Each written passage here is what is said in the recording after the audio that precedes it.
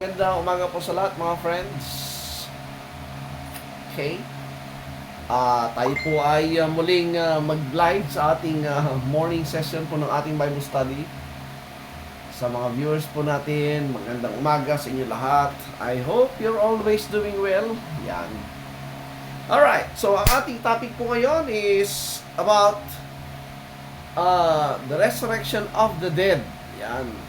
Marami po kasi tayong natutunan for the past few years, and then it changes because of course kung ikaw ay continuous na nag-study, unti-unti na perfect po yung understanding, right? Kaya huwag kayong nagtataka sa mga dati nating friends, si Brother Dungka, bakit nagbabago-bago yung teaching? Well, because nga continuous yung ating study na progressive po yung ating kaalaman sa mga natututunan natin, especially po nowadays na libre at saka open pong information to the internet. Meron po tayong very rich access po sa mga information for those who are for those who are diligent sa study at meron talaga interest to learn more. Ay available po yung truth mga friends. Kaya this is the best time po ng ating time na unti-unti umaalis ka po sa traditional teaching, sa tinatawag na orthodox teaching, sa tinatawag na religious mindset. Umaalis ka na po dyan unti-unti if you are learning yan. Pero of course, pag ikaw ay hindi na natututo at wala naman talaga natututunan, you will remain in your traditional belief, narinig lang natin yan, naitanim sa isip natin, and then we join some religion, and then na-indoctrinate tayo ng mga religious doctrines, ng mga different groups of persuasions na tinatawag. But honestly, doon sa mga hindi pa gumagawa ng personal study about what they really believe, you have a very big problem, right? Ang magkakaroon lang po talaga ng interest to study are those who are people na merong serious thinking at saka pananaw sa buhay, observing things sa paligid with people who are nakasama mong buhay, and then later makita mo namatay na. Ang dami po nating nakita experiences na ganyan sa ating mga friends, sa ating mga relatives, at makita po natin God is always teaching us of the things na ating na-experience, nakikita, and i-relate yun sa ating personal life. Because God's dealing po in opening the truth sa ating understanding is individual, hindi pwedeng by group yan, hindi pwedeng barkadahan yan, hindi pwedeng through religion. No.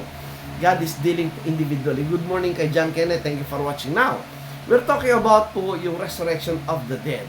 The question is it physical in nature and individual, or is it spiritual nature ang resurrection and in a corporate body, or in a corporate what you call this, identification with Christ? That's the question mga friends. Kaya po kasi nga po, again po, sa ating mga friends, if you are still nandoon po sa thinking na majority thinking, like ng death, like ng resurrection, like ng hell, like ng Antichrist, ng tribulation, ng end of the world, sad to say po, ako po, I myself, pinanggalingan ko po yung mga turuan na yan. And I've been a teacher of those teaching po for how many years as a former Baptist pastor and a speaker po sa iba't ibang mga conference.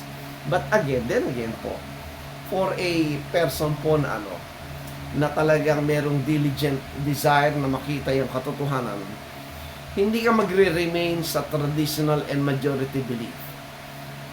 First, if you are familiar with your Bible, as I was saying, dapat po talaga, basahin mo muna yung Biblia. The whole of the Bible, from Genesis to Revelation, at hindi lang isa.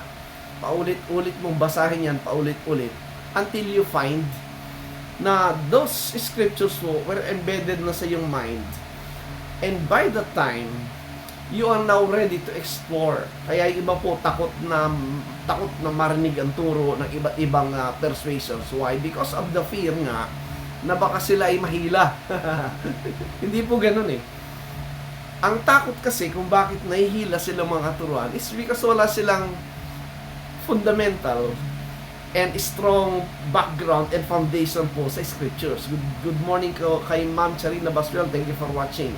Right.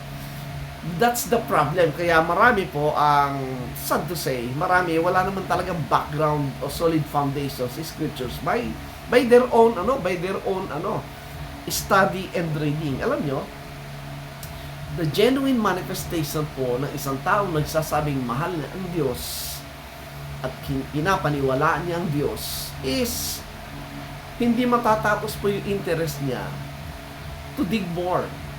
Hanapin, saliksikin po yung mga bagay ng Diyos sapagkat ang nakataya po dyan ay yung mga pinapaniwalaan. That's why, majority nga po, walang time sa ganon. They're so busy, they have no appetite, meron silang mas appetite sa ibang bagay. Pero again, my friends, we cannot simply ignore the things of God. And the only authority po na pagkukunan natin ng mga things about God is nothing but the scriptures. Outside of the scriptures are different speculations, different philosophy, wisdom of men, etc. But you cannot put them to test. Right? Ang difference po kasi ng scriptures when it is written and claim to be the Word of God. Good morning kay Rutay, thank you for watching. Is you can scrutinize, you can compare, you can test it. And sa aking experience po, reading and studying the Bible for almost 30 years. And now po, I am in a great moment po of bringing in po yung research. Because today nga po is available na yan sa internet in the click of your fingers, ay mas lalong exciting po ang study. One of these po, sa mga past study po natin, I have discussed yung hell with some of my colleague dati. They were accusing me now of not believing in hell. Sabi ko, mali. Dumami nga yung alam kong hell eh. Baka kayo hindi nyo alam yung iba. I have seen 3 hells in the Bible and 1 hell yung pang-apat wala sa Bible.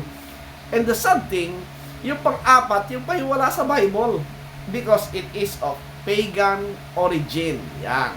Number 2, in some of the sessions natin, I've discussed about Satan, demonologies, Lucifer, etc. And again, the majority belief I found to be cannot find in the Bible. Yan po, that's a clear and bold statement coming from me, and I can prove that to anyone. Alright? Wala kayong mapapakitang passage sa Bible that will support yung traditional view of Satan. Yan, wala yan. Thirdly, about the end of the world. Majority believe ang end of the world is the end of the planetary world. But dati ko pong pinapaniwalaan yan, dati ko pong tinuturo yan. But when I came to fully realize and understand, yun po ay due to man's wisdom, private interpretation, not really reading, understanding po yung nakasulat po sa Biblia. They don't care about the language of the Bible itself, the language that was used way back sa 1st century in the New Testament and way back in the BC period po ng Old Testament. They don't care about that. Yung nga pong maraming dispensationalist friend natin, they hate history. Alam nyo, if you hate history, you are a superstitious man. Why? Because wala kang external evidence. Enough ba yung internal evidence? Yes, but for me, because I am a student of history, I would like to see and to solidify yung aking pinapaniwalaan na ito ay facts na nangyari through an event sa ating historical times.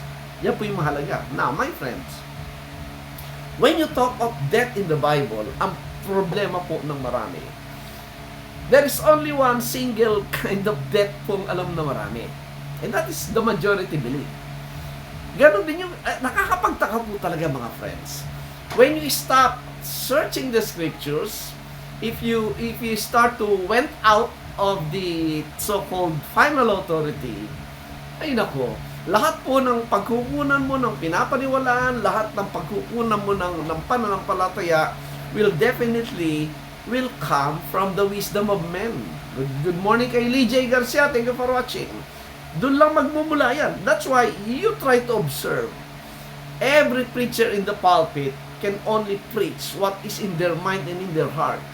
And sometimes, kukuha ng scriptures, i-apply ng konti, pero it all relates to this present day, in-apply yung mga bagay, especially those things of the doctrinal things. Like yung hell, yung Satan, yung wrath of God, yung sin, yung forgiveness, etc. Now, ganun din po yung issue ng death. Karamihan po, pag sinabing death, ang isip po physical. That's why, ang thinking nila, they were awaiting for a physical resurrection from an individual grave sa mga sementeryo. Alam po po yan kasi dati, galing tayo dyan. Now, and then, they related yung physical death during the time of Adam's transgression, sabi nila. Again, ganyan po yung ating position those days. At again, pag sinabing death po, makita natin, if you going to read Genesis 2:17, imagine, if you're going to only use po yung critical thinking, ang sabi ng Genesis 2:17 kay Adam, Adam, on the day that you eat thereof, thou shalt surely die. Referring to the what? The tree of the knowledge of good and evil. Yan. The problem po with our literalist friend, and most of them po are dispensationalists saka mga futuristic. Sabi nila, if you read the Bible, read it literally. Alright? Literally. Ang sabi doon sa Genesis 2:16-17, it refers to the tree of the knowledge of good and evil. Do you mean, kung kuunawain mo yon in a literal sense, the physical trees at ang bunga ay knowledge of good and evil, at ang sabi, ang epekto nun ay death. Sa kahanap ng literal tree, literal fruit, kaya merong, di ba merong mga kumalat na tradition na na mansanas daw. And then later on, may mga nag-invento na like si Dr. Rockman, which is a very good man. Sabi niya, yun daw ay ubas, grapes. Kasi yung blood daw nasa grapes. Alright? So, during those days, kinagat ko yun ako personally. Una, mansanas, bata ka pa. Pero nung nagkaisip ka ng konti, nakakabasa. Sabi mo na ubas kasi mayroong blood of the grapes, etc. But now, when you became a man, medyo nag-progress po yung thinking because of the information that we gathered in this life through studies. Now, I found it ridiculous. Hindi pwedeng. Kumain ka ng ubas, kumain ka ng mansanas, namatay ka na, sabi niya. Physical death agad ang laman. Ang problem po mga friends, napakababaw nung ganong uri ng understanding. Let us begin po sa mga primary elements ng death. Alright. Paano bang dinefine po ng Bible ang death? Kasi ang death po, contrast niya ay life, di ba? Now, notice po, ang natutunan po personally ng inyong lingkod is how to read the Bible. When you say how to read the Bible is that hindi simpleng binasa mo lang tapos through your own understanding in this present modern world, inunawa mo na siya and then you make a conclusion at naging doctrine na. That's very wrong. Ano sabi ng Bible sa 1 Corinthians 2:13? Tandaan po natin, hindi tayo ang sumulot sa Biblia. Kaya ang sabi sa 1 Corinthians 2:13, pinakita po doon yung two kinds of teachers and their method of teaching. Sabi diyan, yung man's own wisdom through philosophy, gumagawa siya ng sariling interpretation out of his own understanding. That's philosophy. Pero yung the way the Holy Spirit teach, ang sabi doon, nakalagay doon na mismo, how? Is by comparing spiritual things with spiritual. And what are the spiritual things? John 6:63, it says, the Word of God. Because the Word of God is a spirit. And the blessing we have today, mga friends, yung Word of God na dati ay oral at ay spoken lang, ay isinulat sa scriptures. Kaya ang sabi ng 2 Timothy 3:16, di ba? All scripture is given by inspiration of God. So we have the scriptures in our hands. So therefore, madali na po sa ating maunawa, kaya lang, medyo pagtsatsagaan mo talagang basahin yan. Kasi katamaran po yung binasa mo yung text, tapos ikaw rin nag-interpret, katamaran po yun. At yun po ay violation ng built-in instruction how to understand the book. How? Sabi nga po, compare scriptures to the scriptures. While we are doing that, ang makikita po natin, mga friends, we have to admit the fact na yung language nung BC period, the times of the ancient Near East period, around 1000 BC, 700 BC, around 300, etc., ay ano po yun, ay mga kakaiba sa language natin ngayon. Example po, ngayon ang language natin, when you talk of internet, halos alam ng marami. Because mo internet do sa BC period at dito sa first century, they don't know that. When you say Google, wala nakakaalam dun. So marami tayong language ngayon na hindi kapareho ng language dun sa time when the Old Testament was written and the New Testament. So therefore, the only way to understand what the Bible is teaching is read the mind of the people in the scriptures themselves. Yung po yung tinatawag na analogy of faith. Pag sinabing analogy of faith, we are analyzing yung laman mismo po ng isipan ng mga taong nagsasalita at kausap dun sa scriptures. Hindi tayo. Yan po yan. And when you do that, little by little, maintindihan po natin yung language nila. Kamukha po nito. We'll start with this. The question is, yung bang death sa Bible is purely physical or spiritual death? Kasi doon po yung ugat ng issue ng resurrection. Pag na-solve po natin ang nature of death, ay madali nang maintindihan yung nature of resurrection. So going back po, doon sa nature of death, makita natin, there are 4 points po akong gustong bigyan ng linaw dito. Right? Which I believe po will shed light more sa ating study. Number 1, you have light. Right? Yung liwanag. In the Bible po, light is always associated with life. Yan. Kung nandun ang light, nandun ang light. Very clear po yan sa John 1:4. Right? While darkness is associated with death. Yan. Very clear po yan. Comparing Acts 26:18, John 5:24, and 1 John 3:14. Interchangeably, ginagamit po yung darkness to light. From death to light. Yun po yung calling doon. That is why, my friends, when you study Genesis creation account, hindi totoong walang death po doon before the commission of the violation ni Adam sa commandment ng Diyos. No. Doon pa lang po sa Genesis 1:2, meron ng darkness. And darkness as is associated sa death. Right? Kaya mapansin nyo po, well, if you want to deal with science, bago naman na-create si Adam, nandun na yung mga hayop, common sense lang, ang mga hayop po, merong predators, merong mga carnivorous. Itong carnivorous animal sa creation, makita mo, meron sila mga incisors, iba-iba yung ngipin nila. Pag sila ay mga herbivorous, ang ngipin nila, molars lang, panguya lang, di ba? So, from the very beginning po ng creation, nandun na yung distinction ng mga hayop na yun. Now, Kung walang kinakain yung mga carnivorous animals, mamamatay sila, di ba? So, ibig sabihin, kung pumapatay sila ng mga prey, excuse me, ng mga hayop din sa time nila para makakain sila. And in fact, and for a fact, meron po sa mga scriptures na nakita natin, pinapasalamatan ng yung pagkain ng mga lion, ng mga tigers, yung prey nila, galing sa Diyos yung pagkain nila. So meaning, hindi totoong walang physical death before the commission of Adam's transgression. That's very wrong. Plus, observe lang. Ano pa? Number 3, sabi doon, God is light. Right? 1 John 1:5.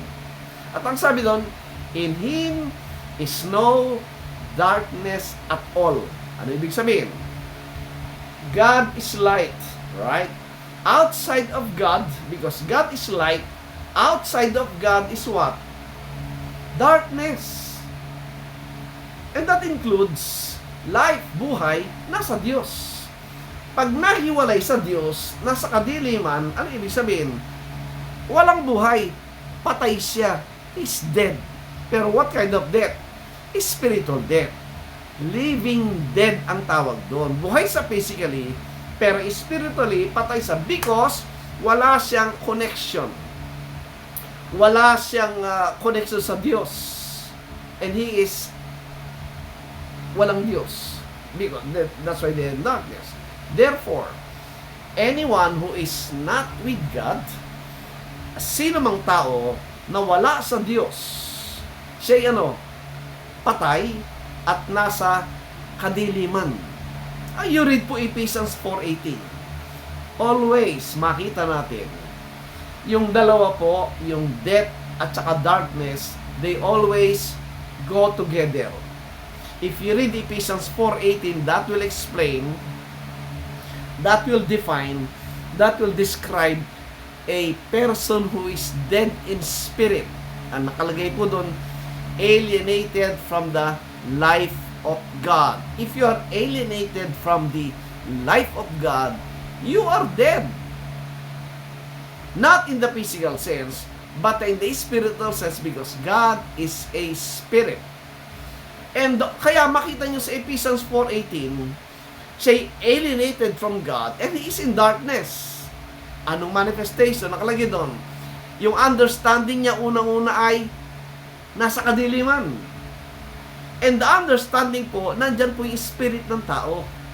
In the part of man, yung body tsaka spirit sa creation, makita natin, the spiritual part was represented by the mind. Right?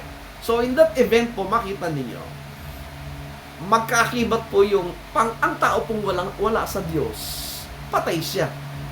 Patay sa in what sense? Wala siyang communication. Wala siyang revelation. Wala siyang natatanggap na mensahe sa Diyos. Therefore, he cannot know, he cannot understand God. Yan po yan. That's why, yung kanyang understanding ay in darkness. Wala siyang alam sa mga bagay ng Diyos. But, those people who are in Christ, they are with God, they have that enlightened, open mind, receiving the things of God. That means, nabuhay po sila, na-resurrect sila in the things of the spiritual things of God because they are now in Christ. They are now in the light. They are now the so-called children of light. Yan po yan mga friends. That is why I will only give you 3 or 4 passages to read para makita natin yung uri ng death. Unang-una po kay Adam. Nung si Adam po ay nag-violate sa sinasabing pagkain ng tree of life. Meron tayong ibang subject yan, yung eating, what is eating in the scriptures, ano yung tree, ano yung knowledge, ano yung good and evil. The key word po sa Genesis 2:17 is the knowledge. Because the knowledge po correspond to your spirit, which is the mind. When the mind was corrupted, death comes. Yung good that represents the law Yung evil that represents sin, sin singular, hindi po yung ginagawa. Sin that is embedded in our flesh. That without the law, walang buhay yung sin sa'yo. But when the law came, it revived sin, therefore, it bring forth death. Other topic po yan, dito muna tayo. So si Adam po, nung ginawa niya yung pag-violate sa utos ng Diyos, ang sabi niya, Adam, on that day that you will eat thereof, thou shalt surely die. Alright. Sa ating mga literalist reader, mga friends, kung kayo'y talaga literalist, yung sinabi ng verse na yun na, sa araw na kainin mo yun, mamamatay ka, you should take it literally. Alright? The question is,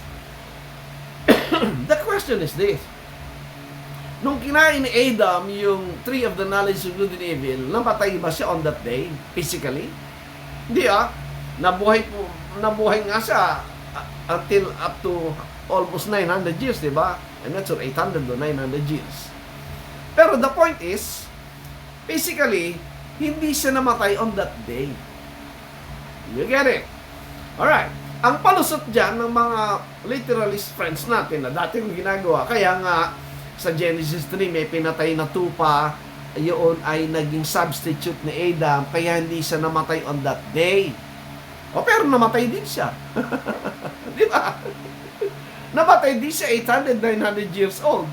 So you cannot use that. Hindi pwede because the substitution, sacrifice of Christ provides eternal life.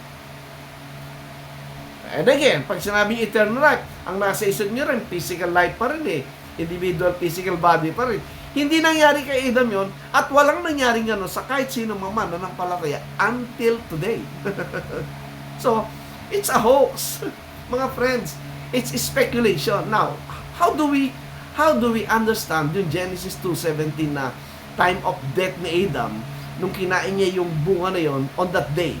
Simple po. Ni-explain ni Pablo, Romans 7:19 ninyo. Again, mga friends, before bago tayo gumawa ng conclusion, we compare scriptures. Yung kamatayan na dinanas ni Adam on that day, hindi po physical yon. Yun po'y kamatayang sinasabi ni Paul, positionally, spiritually, they were separated from God, they violate God, therefore, it violates the mind of God and the mind of the person. What happened? Romans 7:9. Anong sabi ng Romans 7:9? Kaliwanag po nun, sabi doon, for I was alive without the law once. But when the commandment came, sin revived and I died. Si Pablo po, sinasabi niya ito, buhay pa siya, sumusulat siya, nagsasalita siya physically, pero sinabi niya, nang pumasok sa kanya yung commandment, anong ibig sabihin? Namatay na siya. Anong klaseng kamatayan yun? Hindi po pwedeng physical yun, mga friends. Yun ay tinatawag ng Bible na we can call that spiritually dead person or separated from God. Not in the physical sense, but in the spiritual sense, in the mind.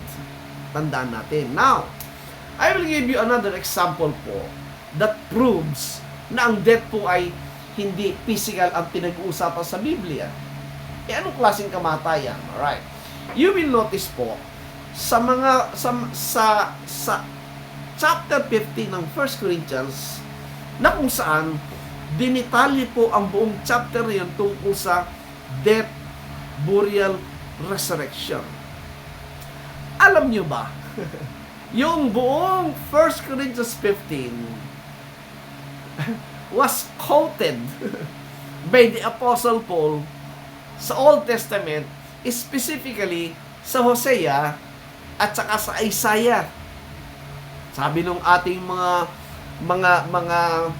mga dispensationalist friend, yung daw gospel daw ay mystery. Hindi raw nakasulat dyan sa Bible, sa Old Testament. Kay Paul lang daw binigayan. Yan po yung malaking kasinungalingan. Yan po yung malaking ka-ignorance po sa sinasabi ng Bible. Number one, the death of Christ was all over the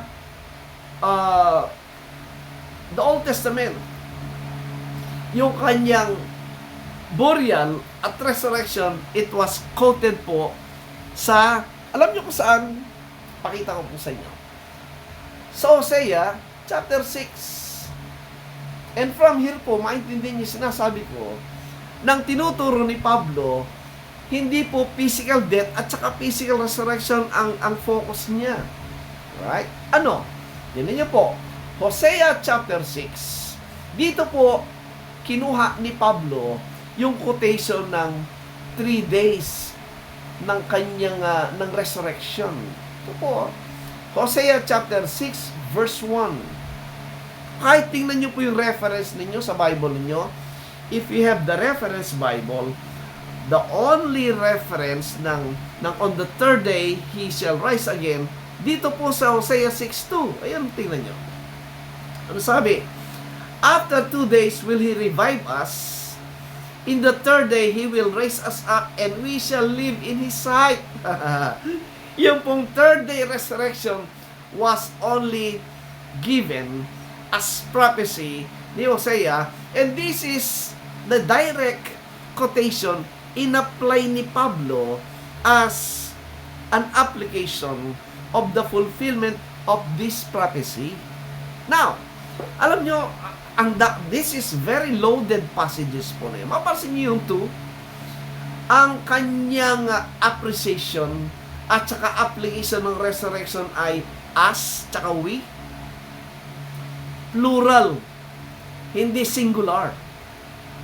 Kaya yung resurrection ni Jesus Christ, it doesn't talk about yung physical resurrection ni Kristo, no. It was the resurrection of the body of Christ. It was the resurrection, the giving of the life, yung pag-create ng new creature, which is the new man, the new creature which is the Israel of God, and that's the body of Christ, the temple, the house of God na tinutukoy sa Biblia, mga friends. Kaya, you want to see the verse, makita niyo, no? Kasi haba po tayo, very limited po yung time natin. Colossians 1:18 po, basahin nyo. Matthew 16:18, basahin nyo po, i-compare nyo yun, makita nyo, on the third day ng resurrection ni Kristo, na-establish yung church, the body of Christ, yung sinasabi yung my church, yung sinasabing the temple of God, at doon siya naging head of the body, nakalagay nga doon having that preeminence. Tingnan po natin. And I will show you po that this is a solid doctrinal teaching. Analyze nyo po yung Colossians 1:18. If you have the Bible, makita nyo. Consistent po yung sinasabi ko. It doesn't talk about that individual physical resurrection. Anong sabi dyan? And He is the head of the body, the church. Yung body po, yung church. Yung head, si Kristo. At pansin niyo, who is the beginning? Siya yung beginning po ng resurrection na yun. Siya yung beginning member of the church because He is the head. Ano pa? Etong matindi. The firstborn from the dead. Now, pag sinabing firstborn from the dead, at kaakibat po yung nakalagay na that in all things He might have the preeminence. Matindi po yun, mga friends.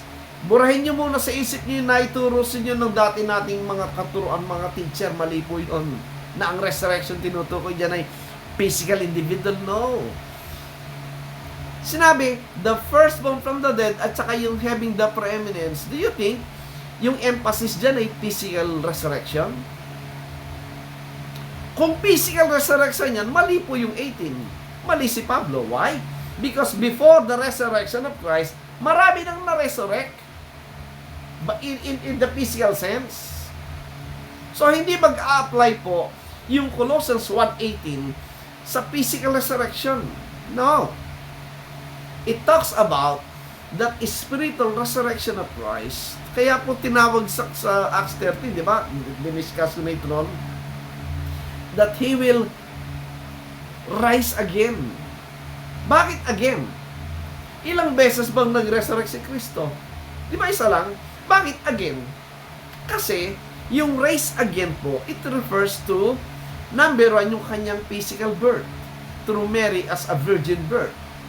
He was raised up as a savior of Israel in the flesh. And then namatay siya, yun yung rise again.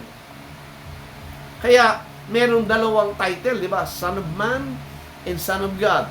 Being Son of God, He was given, but as a Son of Man, ipinanganak siya. Yun po yung mga association of words by comparing scriptures. And also, kaya merong born again. Twice kang pinanganak, minsan ka lang mamamatay. Minsan ka lang pinanganak, you will die twice. Si Kristo po, 2 beses pinanganak. One in the physical birth through Mary, the virgin birth, and one is do sa resurrection niya, doon sa tinawag na in this day, tinawag siyang Son of God. Tinutukoy po yung kanyang resurrection, the resurrection with power.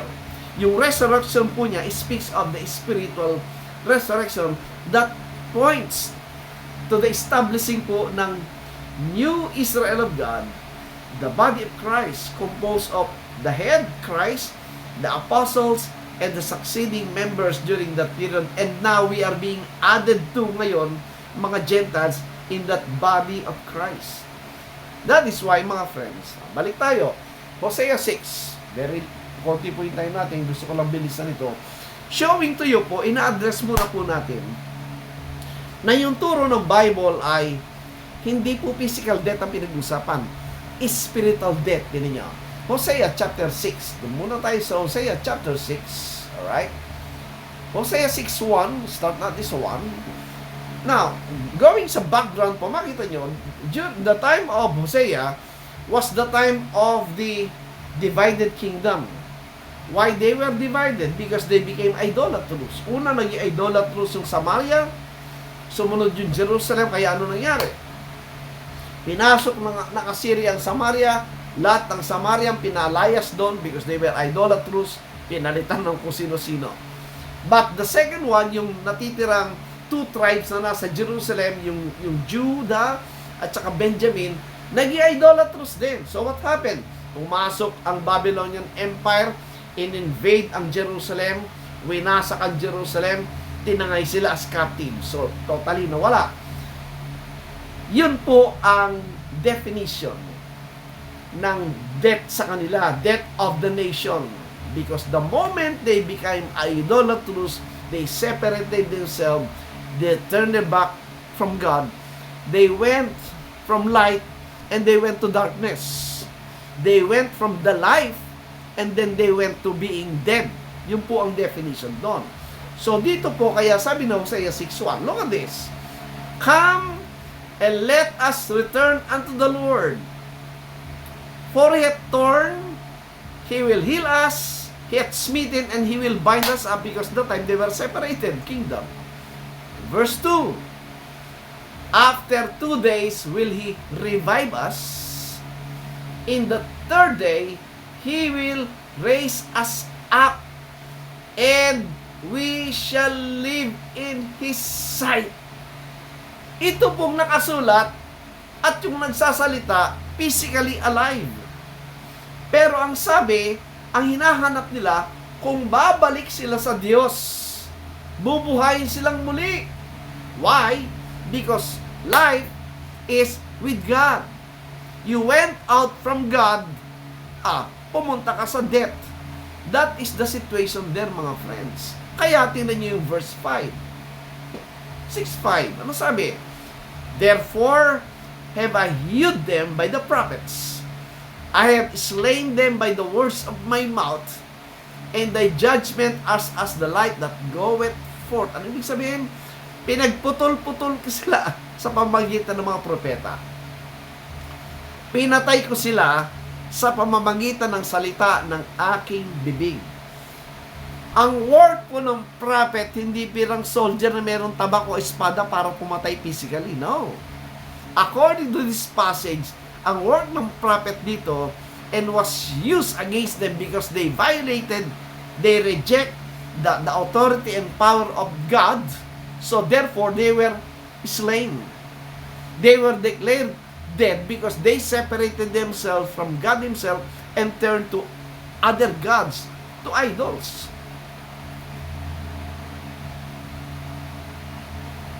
That is why, mga last two verses na lang. Tingnan niyo po, Hosea chapter 13.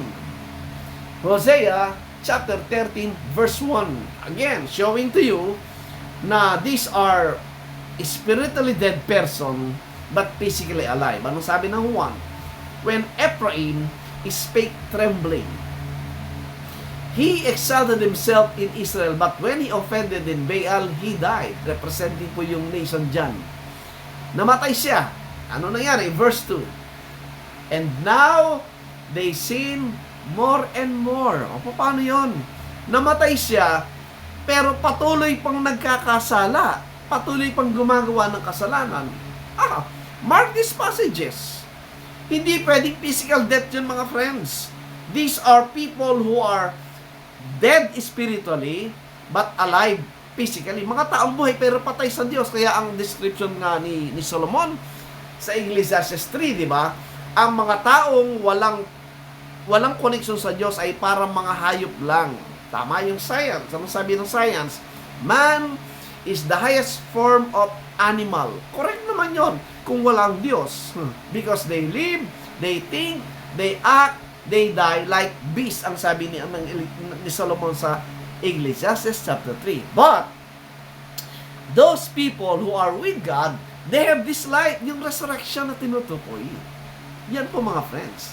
And not only that, tinan nyo, dito mismo sa Hosea 13, dito po kinuha ni Pablo yung kinote sa 1 Corinthians 15 na ano, tinan nyo yung 14. Hosea 13:14. I will ransom them from the power of the grave. Ayan. I will redeem them from death. O death, I will be thy plagues. O grave, I will be thy destruction. Repentance shall be hid from mine eyes. Context.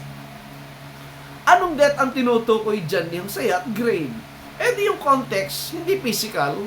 Yung kalagayan ng Israel na physically alive pero spiritually dead because they separated themselves from God. And the prophecy came that Christ will come and will defeat death and grave. Yun po yung mababasa natin sa buong chapter ng 1 Corinthians 15. Isa pa po, tini Isaiah 25. Lahat po ng tinutukoy na resurrection at kamatayan sa Old Testament in reference dito sa victory over death and grave, spiritual po yun, mga friends. No one can show to us ng promise ng resurrection ay physical. It's not in the Bible. Ano sabi ng 8? He will swallow up death in victory, and the Lord God will wipe away tears from off all faces. And the rebuke of His people. His people, sino His people? Hindi tayong Gentiles.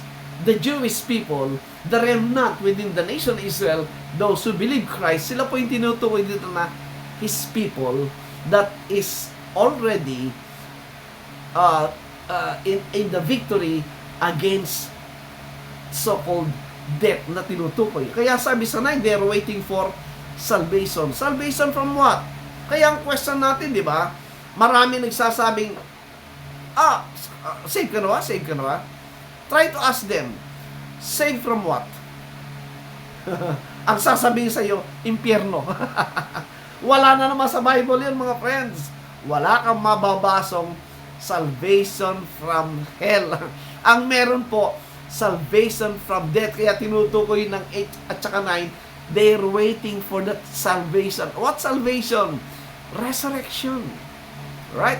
Resurrection. That's why, yung ating pinag-uusapan po ngayon, I'm trying to show you na yung resurrection po na hinihintay nila, yun ang kaligtasang hinahanap ng Israel.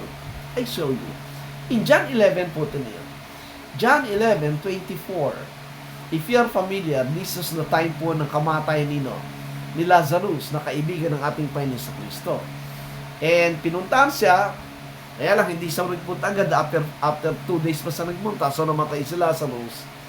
Sabi niya, John 11:23, if you have the Bible, sabi niya, thy brother shall rise again. Right? Ito rin po ang thinking kasi po ng mga Hudyo, mga friends. Kaya nahirapan maintindihan nila. At ganun din po yung maraming hindi maintindihan. Why? Because they are looking for a physical resurrection. Why? Because nakita nila yun in the Old Testament. Merong na-resurrect physical. Mga namatay pero nabuhay na maguli. Pero again, with the coming of the Lord Jesus Christ as the mediator of a new covenant, hindi na yung covenant na ibinigay kay Moses, kundi another covenant which is new. At ang nature ng covenant na ito ay hindi na physical, kundi heavenly, spiritual na. Kaya yung mindset ni Martha na naghihintay ng physical resurrection, nagtaka siya. Kaya sabi nyo, nung sinabi ng Panginoon, thy brother shall rise again. Anong sagot ni Martha? John 11:24. Martha said unto him, I know that he shall rise again in the resurrection at the last day. Alam ko, mabubuhay na magmuli sa last day. Anong sagot ng Panginoon sa 25? Wow! This is a very great statement coming from the Lord Jesus Christ. At habang naintindihan po natin ito, habang na-absorb po natin ito, unti-unti naintindihan natin, wala nang power ang death sa atin because of this. Anong sabi ng 25? Jesus said unto her, I am the resurrection and the life. At kailan mo marireceive yung resurrection and life? He that believeth in me, though he were dead, yet shall he live. Wow! Hindi ka na maghihintay na ilibing ka sa sementeryo at maghihintay ka ng physical resurrection someday. Hindi na po. The moment a person believe, he already received resurrection. At ito pang sabi sa 26, and whosoever liveth and believeth in me shall never die. Believest thou this? Ang sabi niya, kung sino man ang nabuhay at naniwala sa akin, hindi na siya mamamatay. Kaya ang karugtong period, may question, believest thou this? Naniniwala ba kayo dito? Yan po yung problema, mga friends. Sa dinami-dami ng aking mga nakausap na naturuan din ng kung ano-ano, hindi makaget over agad. Ako rin po noon ganyan. Yung mga tao nakakausap ko na pinapakita yung mga passages na ganyan, na ganito, hindi ko matanggap agad kasi meron kang preconceived thinking na before you knew it, turo lang ng tao pala yon at dinidebate mo yung nakasulat. But if you will only believe what is written, then you will understand na that if you are in Christ, you are a believer, you are already resurrected. Hindi ka na mamamatay. How is that, Brother Ray? Tignan nyo, Romans 8 po. Tignan nyo bakit sinabi ng Panginoon na hindi na mamamatay yung na kay Kristo? Bakit sinabi niya yun? Ito po, simple. Simple. Kasi yung aking note. Meron kasi akong note na ginawa na wala na yata. Alam niyo, sabi niya sa Romans 8 po, in Romans chapter 8, nakita niyo po, in Romans chapter 8, anong sabi doon? Ay, matagal yan dito na tayo. Resume natin. In Romans chapter 8, anong sabi po ng Panginoon sa Romans 8? Ito po. Romans chapter 8, verse 39. If you are there po, tinan nyo. Romans 8:39, and this will consistently define ano ibig sabihin ng death. Ayun po, Romans 8:38 po. Start at 38. For I am persuaded that neither death nor life, yung po physical death ang tinutukoy na doon, nor life, nor angels, nor principalities, nor powers, nor things present, nor things to come. You have to understand that po in the light of the thinking po nung time ni Paul na sinulatan yung mga believers na andun yung impending fear nila sa persecution coming from the Roman Empire and the apostate Israel, right? Look at 39. Nor height, nor depth, nor any other creature shall be able to separate us from the love of God which is in Christ Jesus our Lord. Pag sinabing separation, you are in the context of separation from God. And who is God? God is light, liwanag. At sa Kanya yung light. Yung liwanag at yung buhay nasa Diyos. Right? But if you will be separated from God, you will be in darkness and in death. Pag nahiwalay ka sa Diyos, nasa kadiliman ka at nasa kamatayan ka. Again, hindi po physical yon. It is a position of the people who is not with God. Therefore, they are called dead. And the only thing that will provide life is by changing their mind, by believing the words of life na sinabi ng Panginoon sa kanyang kasulatan. Therefore, mga friends, lastly, if you are in Christ, you are already resurrected and you will never die anymore. Tingnan nyo, Ephesians 2:1. Ephesians 2:1 lang po. Let's take the Bible as it is written. And you have it quickened. Ano yung quickened? Binuhay. Bakit? Who were dead in trespasses and sins. Dati ka nang patay sa kasalanan, pero binuhay ka na ngayon.